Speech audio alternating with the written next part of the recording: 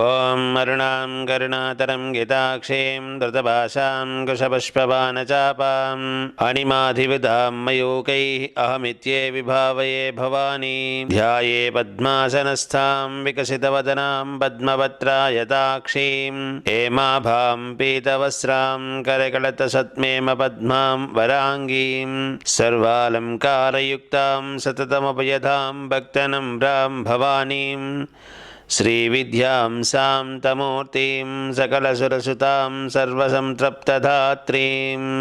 ఈ నెల 26వ తారీఖు నాడు వచ్చేటువంటి సూర్యగ్రహణము, కేతుగ్రస్తక సూర్యగ్రహణము సంభవిస్తూ ఉన్నది.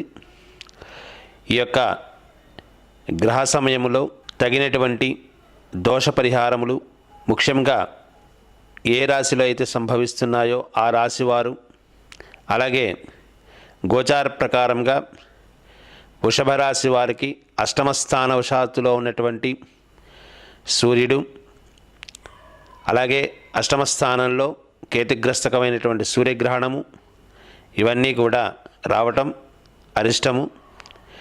కావున సూర్యగ్రహణమైనటువంటి తదుపరి ఆ దోష పరిహారము కూడా అందరూ కూడా సూర్యుడికి కేతువుకి సంబంధితమైనటువంటి పూజలు జరుపుకొని తగు శాంతిని చేసుకోవాల్సిందని చెప్పేసి ఈ యొక్క యూట్యూబ్ ప్రేక్షకులకు తెలపడమైనది.